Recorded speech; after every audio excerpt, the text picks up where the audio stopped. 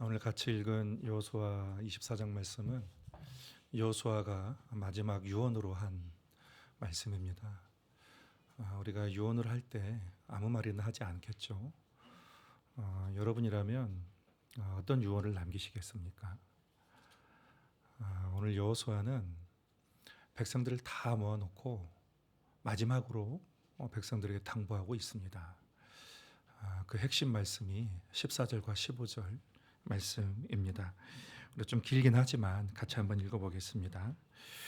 그러므로 이제는 여호와를 경외하며 온전함과 진실함으로 그를 섬기라. 너희의 조상들이 강 저쪽과 애굽에서 섬기던 신들을 치워버리고 여호와만 섬기라. 만일 여호와를 섬기는 것이 너희에게 좋지 않게 보이거든 너희 조상들이 강 저쪽에서 섬기던 신들이든지 또는 너희가 거주하는 땅에 있는 아모리 족속의 신들이든지 너희가 섬길 자를 오늘 택하라. 오직 나와 내 집은 여호와를 섬기겠노라 하니. 여러분, 여호수아가 어떤 인물입니까?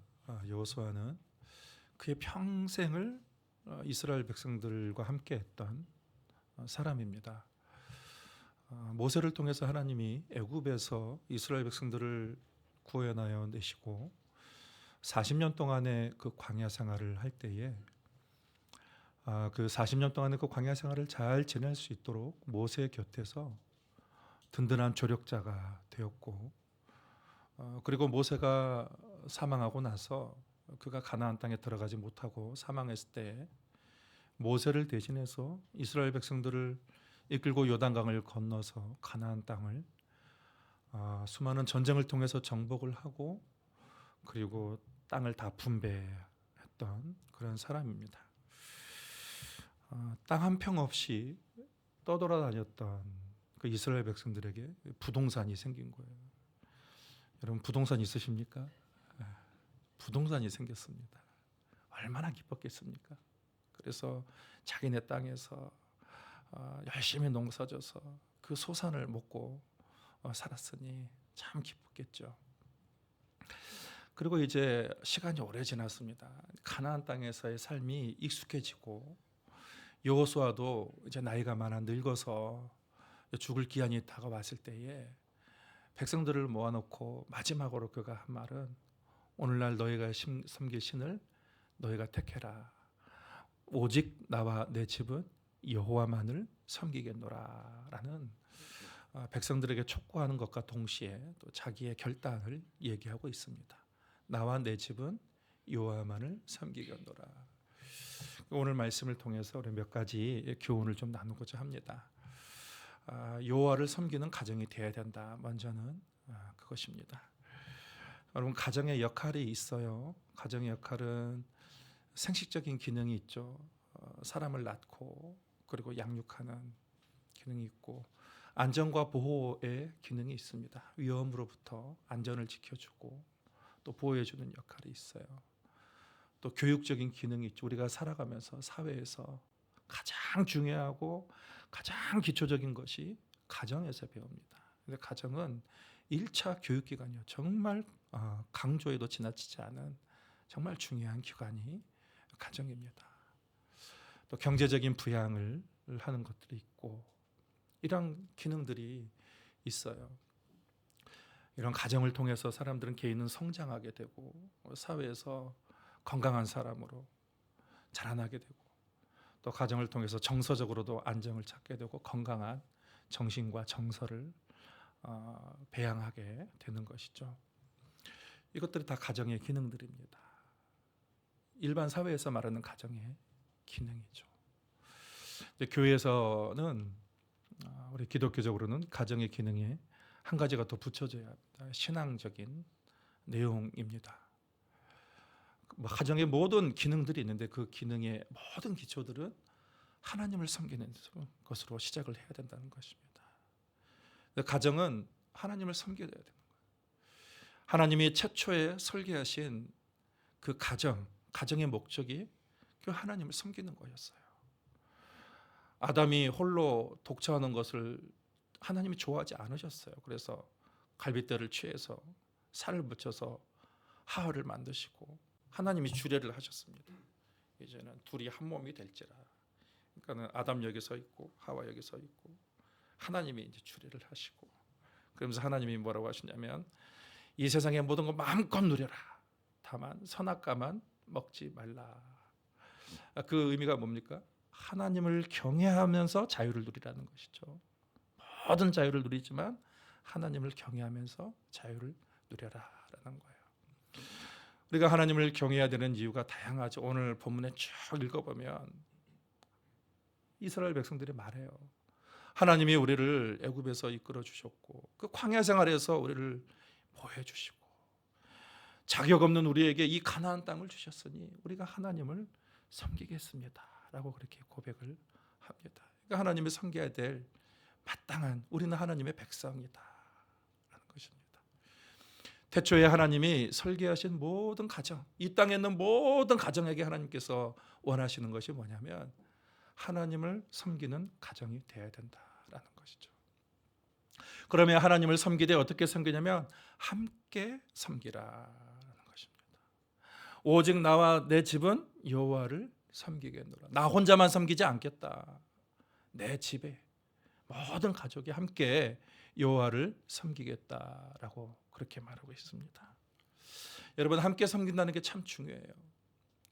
우리가 믿음을 가진다는 것은 완전히 이전과는 딴판 사이의 삶을 산다는 거예요. 가치관도 다르고 인생의 방향과 목적과 모든 삶의 패턴을 새롭게 예수 믿기 전과의 그 삶과 완전히 다르게 살겠다는 그런 각오가 있습니다. 그래서 이 믿음의 길을 들어서면은 갈등이 생깁니다. 믿지 않는 사람들과 갈등이 생기고 또 믿지 않는 가족들과 함께 또 살아가면서도 믿지 않을 때 겪지 않았던 그런 갈등들이 이렇게 하나씩 생겨나게 됩니다. 여러분, 그렇다고 해서 그런 갈등과 혼란의 원인을 믿지 않는 가족한테 두면 안 됩니다. 그들 탓이 아니에요. 믿지 않는 가족들의 어떤 부정적인 면을 보고 당신 때문에 내가 이렇게 힘들다라고 절대 그렇게 해서는 안 되는 거예요. 그러면은 사이만 더 안 좋아야 되는 거예요. 하나님이 그 믿지 않는 가족도 하나님이 지금도 사랑하시고 구원하시길 원하시는데 하나님이 그들을 인내하고 또 사랑하고 여전히 똑같이 은혜를 베푸시는 그 하나님이 주신 기회를 잃어버리게 되는 거예요. 놓쳐버리게 되는 것입니다. 불편하고 힘들지만 이게 하나님의 눈으로 그들을 봐야 돼요. 여전히 하나님이 기다리시고 하나님이 안타깝게 여기시고 하나님이 구원하길 원하시는 거예요. 죽어주실 만큼 사랑한다는 그런 시각으로 바라봐야 되는 거예요. 그래서 우리는 믿지 않는 사람들이나 믿지 않는 가족들에 대해서 존중하고 존경을 해줘야 됩니다. 그리고 나와 함께 살아준 것만으로도 충분하게 존경해야 될 그런 이유가 있습니다. 고마워해야 되고 믿지 않더라도 가족이 되어서 고마워해야 되는 거예요. 우리가 정말로 믿지 않는다고 해서 불평하고 원망하는 것보다도 정말 존중하고 최선을 다해서 존경을 해주면 여러분 가족들이 여러분을 더 좋아하게 될 것입니다. 그리고 여러분을 좋아하면 여러분이 믿는 하나님을 좋아하게 될 것이에요. 그런 원리가 있습니다. 제가 어떤 가족 상담자에게 배운 것이 있는데 이분이 믿지 않는 가족이 있거든. 믿지 않는 가족을 위해서 그림을 그려서 기도를 하라라는 그런 얘기를 하더라고요. 그래서 어떤 집사님이 남편이 예수를 안 믿어서 그렇게 한번 그림을 그리면서 기도를 해봤답니다. 하나님, 저 우리 남편과 함께 같이 교회에 가고 싶습니다. 이랬더니 하나님이 그 기도를 들어주셔가지고 어느 정도 시간이 지난 다음에 같이 교회를 간 거예요. 그래서 너무너무 기뻤는데 남편이 항상 뒷자리만 앉는 거, 뒤에만 앉는 것이었습니다. 그래서 그림을 그리면서 하나님, 내 남편이 앞자리에 앉는 것을 주님 원합니다. 이렇게 했더니 또 어느 정도 시간이 된 다음에 남편이 앞자리를 갖는 거예요. 그리고 내 앞자리를 갔는데 계속 졸기만 하고 가끔씩 코를 걸어서 민망한 것입니다. 그래서 또 그림을 그렸답니다. 그림을 그리면서 하나님, 우리 남편이 자, 앞자리에서 하나님께 최선을 다해서 예배드리고 뭐든지 아멘하고 졸지 않게 해주시옵소서. 그랬더니 정말로 또 남편이 그렇게 예배에 집중하고 졸지 않고 그렇게 예배를 드린다는 거예요. 물론 여러분, 저는 간증을 그렇게 공개적인 자리에서 간증하는 것은 저는 크게 좋아하지는 않아요. 왜냐하면 어떤 개인에게 일어나는 특수성을 이렇게 일반화시키고 보편화한다는 것은 약간 좀 무리가 있을 수 있으나 그림을 그리면서 기도를 하면 이게 믿음이 더 강화되고 더 열정이 생기고 기도에 대한 열정과 뭔가 간절함이 더 생기고, 그래서 그렇게 하는 것이 참 기도할 때 좋겠다라는 그런 생각을 해봅니다. 여러분도 한번 기도할 때에 그림을 그려보십시오. 내가 소망하는 거, 그런 것들을 그림을 그리면서 기도하면 이번에 그 믿음의 그 기도가 더 능력이 있을 것이라는 그런 생각을 해봅니다. 혹시 여러분 중에 우리 가족 중에 이렇게 예수 믿고 싶은 그런 분이 있다면, 예수 믿지 않는 분이 있다면 이분처럼 단계적으로 기도하지 마시고 아예 한 번에 그 믿지 않는 가족이 제일 앞자리에서 최선을 다해서 예배드리다 한 번에 하면은 좀 수고를 덜 하겠다라는 그런 생각도 듭니다. 나와 내 집은 여호와만을 섬기겠노라라는 것이 아바드입니다. 섬긴다는 것이 아바드, 예배와 관련된 그러한 단어입니다. 그러니까 하나님만을 예배하겠다라는 것이죠. 그리스도인들의 가장 큰 문제가 뭐냐면, 그리스도인들의 실수하고 넘어지는 가장 큰 문제가 뭐냐면 이분법적인 사고입니다. 그래서 교회 생활 따로, 가정 생활 따로, 일터 생활 따로, 학교 생활 따로예요.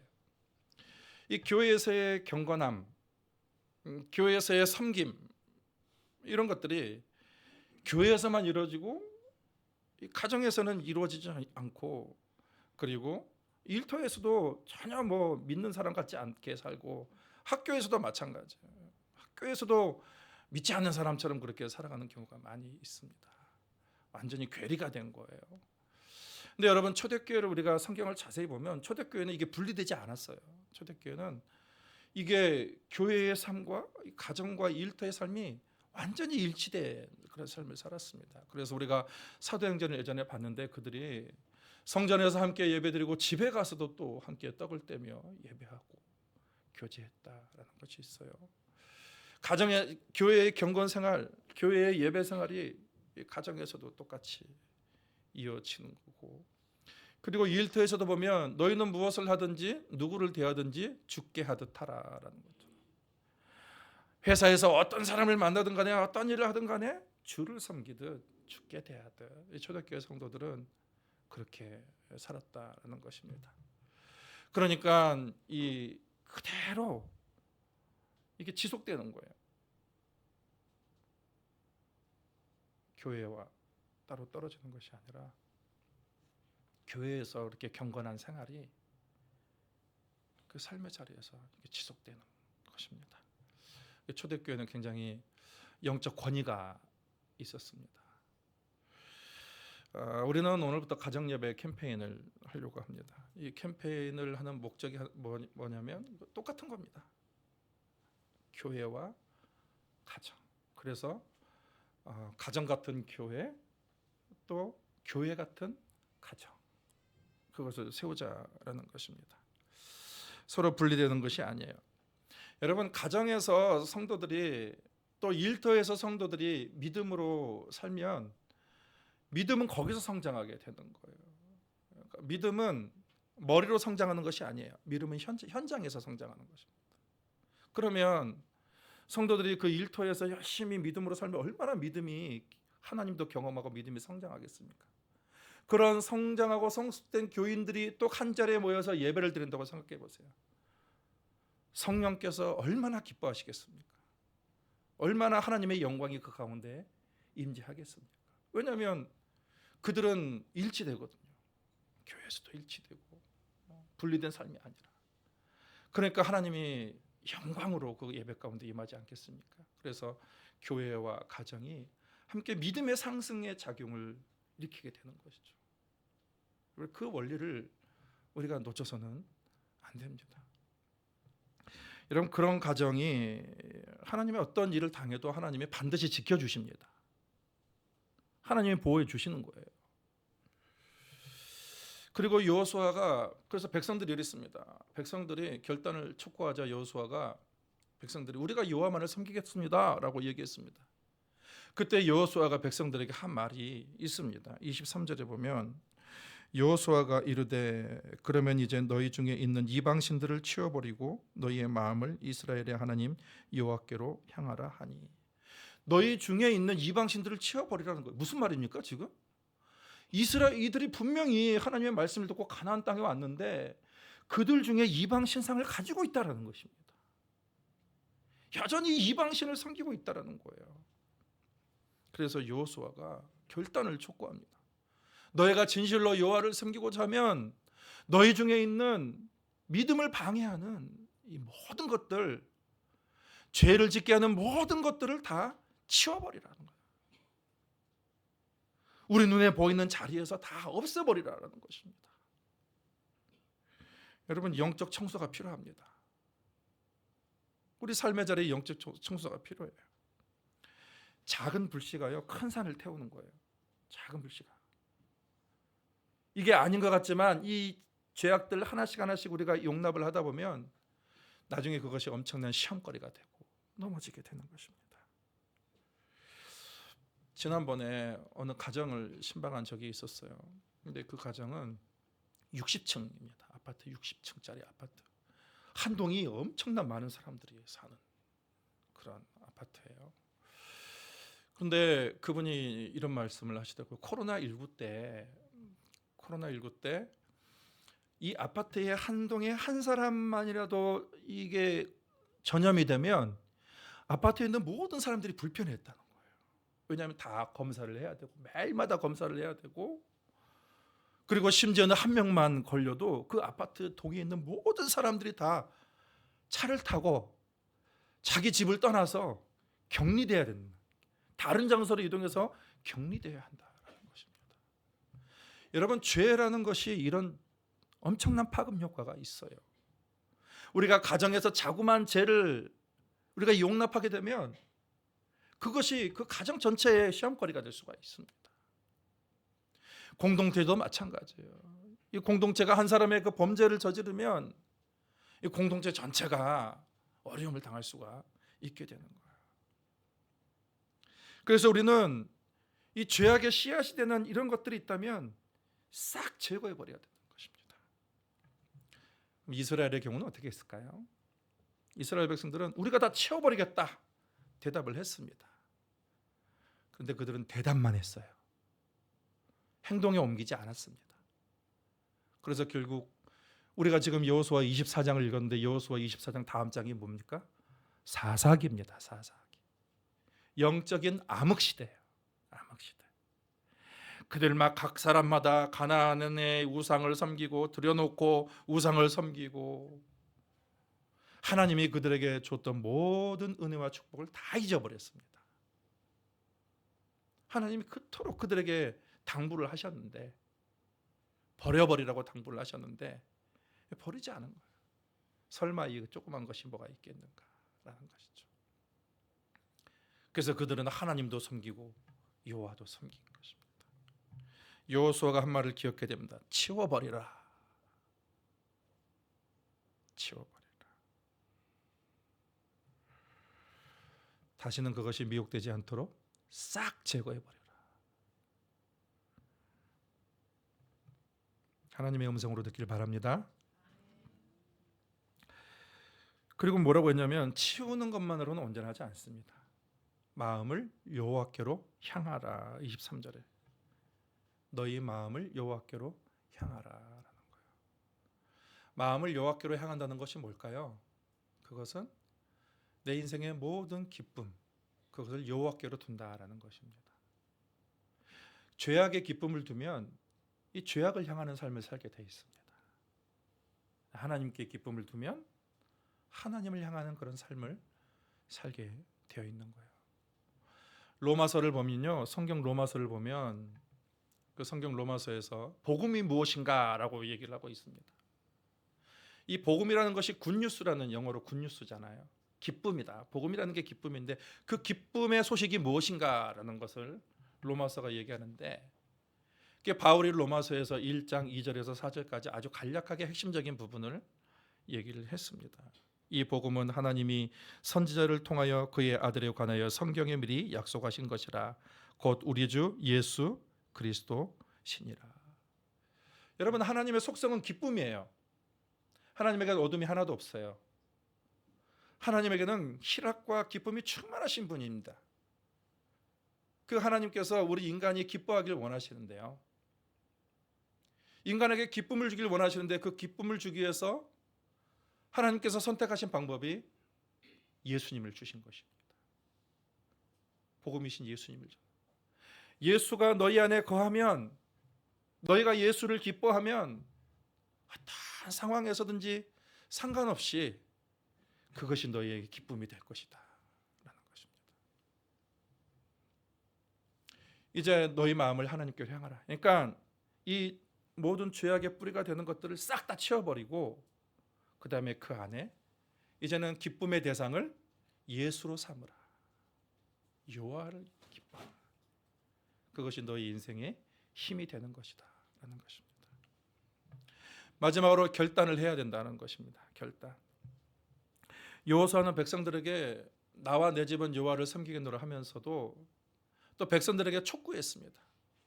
너희가 애굽에서 섬기던 신이든지 이 아모리 족속이 섬겼던 이 가나안 땅의 신이든지 오늘날 너희가 섬길 자를 선택하라 결단을 촉구했습니다. 대개 사람들은 결단을 어려워합니다. 결단이 어려우니까 이게 막 이렇게 나가야 되는데, 전진해 나가야 되는데 이게 흐지부지 돼버리는 경우가 많이 있어요. 그래서 시간만 보내고 아무것도 하지 못하는 것입니다.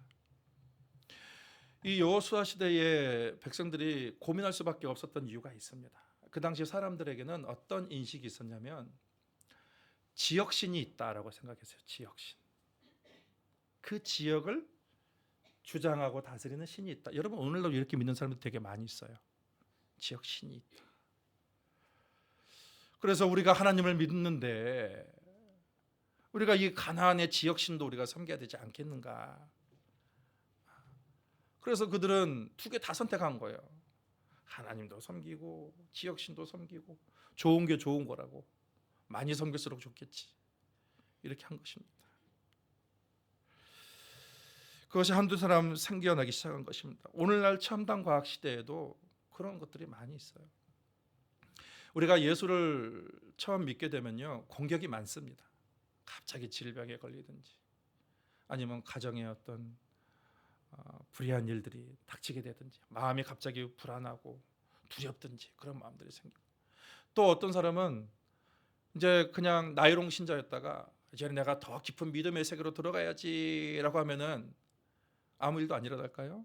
그렇지 않아요. 믿음이 들어가려고 하면 할수록 더 강력한 회방이 생기는 거예요. 장애물이 생기게 되는 거예요. 그러면 많은 사람들이 그것을 보고 아유 이거 아닌가 보네 하고 그냥 뒷걸음치고 포기해버리는 경우가 많이 있습니다. 여러분, 장애물은 넘으라고 있는 거예요.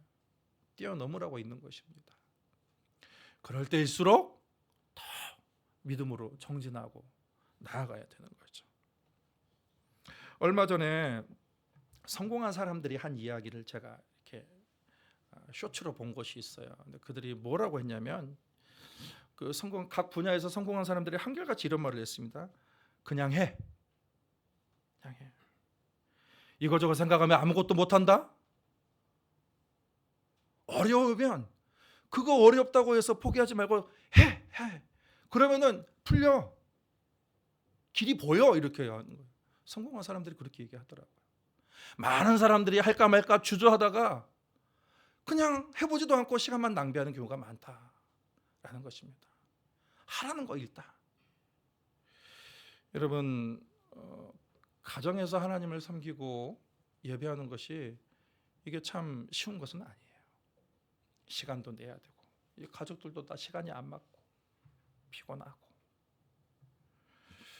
그리고 예배도 익숙하지 않고 어떻게 드리는 것도 모르겠고 방법도 모르겠고 어색하고.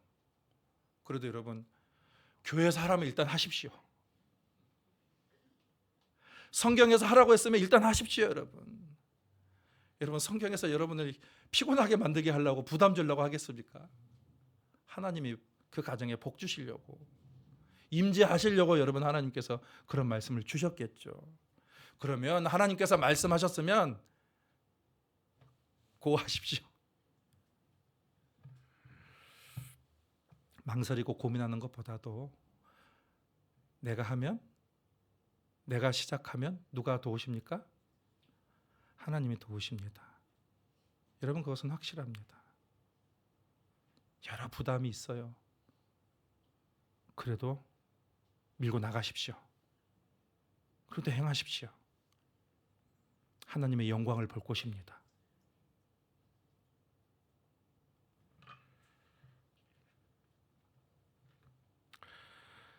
오늘은 우리가 하나님을 섬기는 가정, 예수님만 섬기는 가정에 대한 말씀을 나누었습니다. 여러분 결단하시고 순종하시길 바랍니다. 죄의 요소가 되고 믿음에 방해되는 것 다 제거해버리고 마음을 하나님께로 향하고, 그리고 하나님을 향한 그런 가정, 믿음의 가정이 되어서 하나님이 복 주시고 하나님이 다스리시고 하나님이 건져주시고 하나님이 사용하시는 그런 믿음의 가정을 다 이루시기를 예수님의 이름으로 축복합니다. 하나님 아버지, 우리 성도들 예수님의 이름으로 축복합니다. 주님, 우리 성도들에게